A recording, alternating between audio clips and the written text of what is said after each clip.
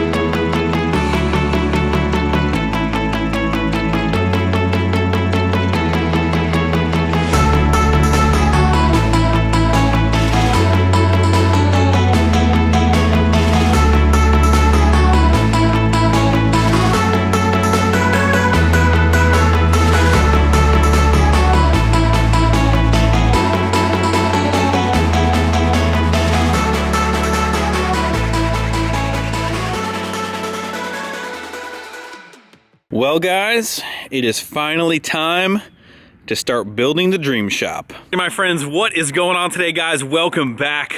Super exciting day.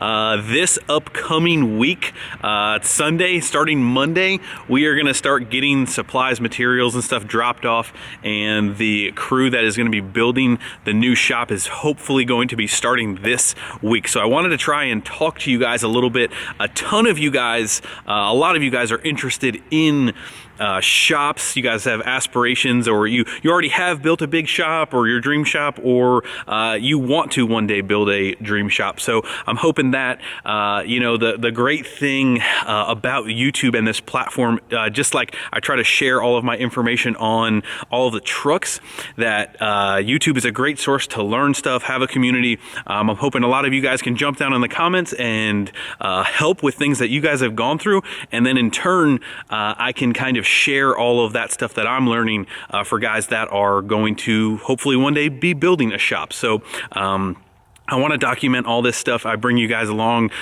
with everything that we're doing, this being such a big thing, because it will be, I'm sorry, I'm kind of like talking a little lower because it is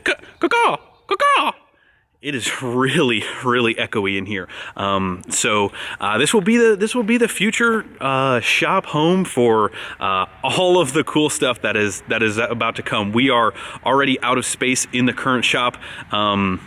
So yeah, we're starting the new shop starting this week. That's kind of why we're doing this video now. I want to kind of get your guys' opinion, your advice, you know, things to avoid, things to make sure you do. So that's what this video is all about. So make sure you guys, if you guys have any information, jump down in the comments, help me out. As we're kind of talking here, I'm going to start pacing a little bit because I just pace when we talk a little bit. But so we moved to Kentucky about a year and a half ago, and a lot of you guys who may have been following me for a very long time, this is a little bit repetitive. So we're going to kind of get through it. That's why I took you guys through the entire stage of what this land used to look like and where it's at now, to pretty much ready to be prepped for the building. So moved to Kentucky about a year and a half ago. About a year ago, so 6 months into this land, this property, we started renovating and getting rid of all of that dirt. Probably an easy 100 triaxloads of dirt came out of this area to get this wall, to get this down to ground level with the driveway. So they completed that about 6 months ago. So 6 months ago, this was completely done, stoned, everything. You guys know we just finished building our retaining wall.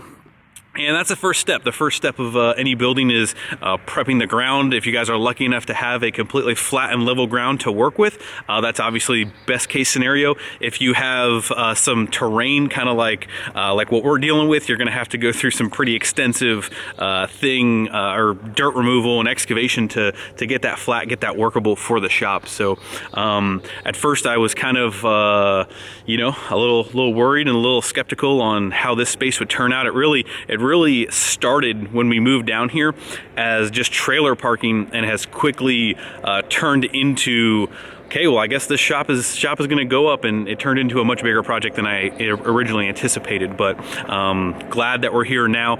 And again, before we really dive into the new building, the specifics and kind of where everything is at, just want to give you guys a huge, as always, just want to give you guys a huge thank you. Thank you for all of your support. Every time you guys watch a video, hit the like button, you know, support me and Allie on WrenchWorks and everything. So just huge thank you to you guys for following along, for all of the support. But anyway, so let's jump into some of the specifics of where we are kind of at with the building. I'll put a picture up on the screen right now, and that is just a very mix shift kind of rendering of what it is going to look like roughly. 4 big bay doors and a little side door with a little window. Went and stood back over here so we can kind of look at the entire space. So this back wall right here is an 80-foot span. So the size shop that we are going to be building is a 60 by 80. That is what's getting put up here. You can see there's a mark on the wall right about right here. That is how far the building is going to come out. So it is actually pretty deep. So 60 by 80 is what is getting built here. We're actually starting the building on top of the wall. It's actually gonna, that's the two sides of the wall is gonna be on top of that, and then it's obviously gonna come down all the way to this level right here. So it's definitely pretty interesting. That's why this wall is pretty overbuilt, because the building structure is actually gonna sit right on top of it going forward. So 60 by 80, as you guys saw in the drawing, 4 big bay doors. Those are 14 by 14 doors. Super big doors. I originally kind of wanted to do 5 doors, not 4 doors, but the way it kind of laid out cosmetically looks a little bit more uniform with 4 doors. That's why we kind of went with the 14-foot doors. So again, some of the specifics of what we've kind of chosen to build, again, 4 14-foot doors with, I think they're called jack shaft openers, the ones that kind of sit on the side, the low profile ones. Same garage doors as kind of what we have here, with windows in them. Nice main door with a porch overhang, which would look really nice. It kind of just cosmetically gives the building a nice look. So the guy who is doing the building is the same guy who actually finished the inside of the shop. He did a really good job. And a lot of the, if you guys want to get into following some really incredible pole buildings, you guys got to go follow RR Buildings. He does probably some of the best pole building buildings out there, and the guy who actually finishes the inside of my shop and who's going to be building this building actually follows Kyle as well. So hats off to Kyle. He does an amazing job going over all the little details and stuff like that. So really confident with who is building the shop. I know he does good work. And other than that, you know, it is going to have kind of like standard, I guess you'd call it like double bubble insulation to start with. We are going to insulate it further after the fact, but just for like the base protect. I'm not sure if we're going to do spray foam or not. You know, the concrete, we're gonna do a 6-inch concrete pad. We're gonna have it extend out 20 feet, just to give you guys an idea here. Right here, this mark on the building. So the building's gonna come out to right about right here, and then another 20 feet past the concrete is going to come out to. So we're actually almost connecting the driveway with concrete. So I know you know, some of the advice that I'm looking for, you know, heat and AC. A lot of guys do heat in the floor, which again kind of comes with its own challenges. We use propane here. We don't have natural gas. A lot of guys use natural gas, which is really nice to use for that. So again, just any advice that you can give me would be great. The heat and AC that's in the shop now is kind of like a dual fuel unit. Like it's a high efficiency electric until it gets down to 35 or something like that. Then it kicks in gas, so it doesn't use gas all the time. So again, heat and floors is obviously, there's a budget to this project, right? The building itself is already, you know, pretty expensive. So it's not a unlimited budget project, let's put it that way. It's going to take some time to finish the inside. So basically where we're at right now is the building structure is going to go up, the doors are going to go in, the garage, the door openers are going to go in, you know, the base layer insulation is going to be there, and then we're going to go ahead and get concrete kind of somewhat afterwards. We need to get in there and kind of figure out the layout and stuff like that, and kind of figure out where things are going to go and try to pre-plan that just a little bit before we go ahead and do anything else. Now, we did go with a 20-foot eave height. That is quite a bit taller than even necessary for 14-foot doors. 14-foot doors, really, the standard would be a 16-foot eave height, maybe 18, but a 20-foot eave height. I wanted to go with cosmetically, I really like tall finished ceilings. Eventually, we will probably finish it just like the inside of that shop eventually down the road. But I really like the look of tall ceilings. It just gives it a lot more spacious, and we are going to have a parts mezzanine storage and kind of like a second level, and I wanted to make sure that there was enough room to the downstairs and upstairs level where it wasn't really cramped upstairs and it didn't really like encroach on the space downstairs. So we went with a pretty tall building, just because I, you know, when you started looking at the prices and stuff like that, like I was like, you know what, like when's the next time I'm going to build a building? Who knows really? So went with a tall ceiling, went with overhangs, gutters, tried to make this thing look really appealing and kind of match the other building. We got this storage container for storage, you know, and I don't know what we're going to do with that once the new building is up, because we'll probably take everything that's being stored in there and put it up in that top parts mezzanine storage. So like I mentioned before, guys, we're actually going to put the building on these two back walls, actually starting them right on top of the walls. We are going to be using, again, from RR Buildings, he uses Midwest permacolumn brackets, and then we're also using Midwest permacolumn, I forget exactly what they're doing. They're concrete columns. Instead of putting the wooden post right in the dirt and kind of filling it around with that, we're using their system for the front side that goes in the ground, and we're also using their big beefy metal brackets to attach all of that onto the top of the wall. So super, you know, I'm trying to talk quiet so it doesn't echo a ton, but I am beyond ecstatic to get this building started.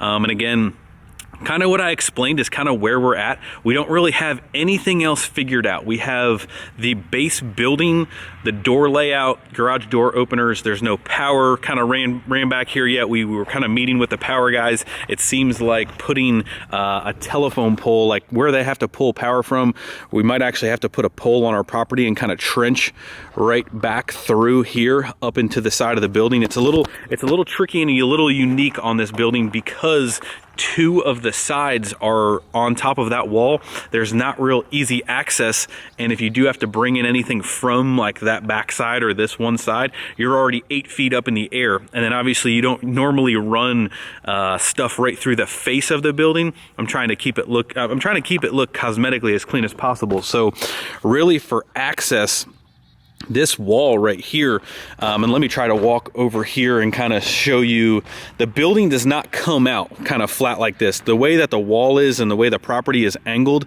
the building, let me see here. All right, so this is 60 foot. Kind of where I'm standing is gonna be right about right here. So you have all of this area to kind of trench and bring everything in from the side over here, which will work good. So we'll have to probably trench. We're gonna have to take down, don't have to, but I want to take down this tree as well, and also this tree right here, this tree right here. So there was a lot of tree removal prior to this too. There was actually, if you guys remember, there's a big tree back here that actually blew over and fell over, and I'm not taking the chance of that actually being anywhere. No tree is going to be anywhere close to this building because of the wind that comes off this field right across my property here. So we still do need to do some tree removal, things like that. But yeah, like I was saying, really the base structure is everything that we have figured out. As far as heat and air, nothing like that is really settled, done, figured out. You know, where I wanted to do was get the base building up and then go into concrete after we kind of like come up with a good game plan on heat and air. Again, I think the heat in the floor is a Mac Daddy option. I do think it's fairly expensive, and especially with all the systems and stuff like that. It's 60 by 80 is a fairly bigger building to heat and air, especially with 20-foot ceilings. So I think we're gonna have to definitely do some fans in there as well. So heat and air, more insulation, some windows. I don't really have the mezzanine storage kind of figured out exactly where all that is going to land. We even talked about, because we're gonna put a new fence around my pool area. We actually even talked about putting the fence on top of the wall, kind of coming down here and kind of designating a little bit more space in the back. We could actually like put a man door up in this corner and like walk out to the backside of the pool stuff, but again, not really figured out. I want to try and get the building as workable, kind of finished and workable as soon as possible. So electric power, that has to come from the pole up into here. Going to be a job trenching all that stuff. And then lighting. Lighting is huge. And again, I don't know, we'll probably finish like with steel and everything. We'll probably finish that like last. Again, just another big expense of finishing a building like that. So not completely necessary, but definitely in the plan for the future. As I'm pacing around here, I'm trying to think about all of the little decisions that we made before kind of settling on what we settled on to try to help you guys. I think one of the maybe big questions is like, why did you do 4 14-foot doors instead of just one? Obviously we went with 14-foot doors because of the Peterbilt. We want to be able to pull the Peterbilt, and possibly if we get another truck or something big or tall, we want to be able to get that in here easily. 14-foot doors are plenty tall for anything. Now really, I did 4 14-foot doors instead of just maybe like 1 or 2, really cosmetically. So some of my decisions are really based off of cosmetic. I want the building to look really nice on the face of it, kind of why we did the porch, why we did the window, why we did the door. Obviously the colors of the building will match the existing white and gray scheme, so we did that. We didn't get fancy with any kind of stone on the bottom or anything like that. Again, you can go crazy with these buildings. We tried to get a very nice building, spend the extra money where I thought it was necessary, and then kind of make sure we can try to continue to finish it in a timely manner. So where I'm standing right now on the wall is pretty much the face of the building. Right here will be the face of the new building. So the way I see the rest of the property kind of laying out is we need all this room to kind of turn trailers around and stuff like that. And that's a lot of the reason why I don't know if the shipping container is actually going to stay here once the building is kind of like moved in and ready. We're going to probably need to park trailers kind of right there just because they're not going to be inside the building. I'm not going to technically park the trailers inside if I don't need to. They'll probably still stay outside, but we'll probably try and park them right here. So again, I'm not sure what we're gonna do with the container is, but that stuff will probably all be rearranged and moved. I'm really 60 by 80 is like, it's no big deal. Like, we're drawing lines everywhere and kind of like figuring out where it's going to be. It's probably going to be twice as big as I think it is going to be. It's probably going to look massive when it's actually erected and up, and we get a feel for the space. Anyway, guys, like I said, I am just super excited. I am super pumped to have the new building going up.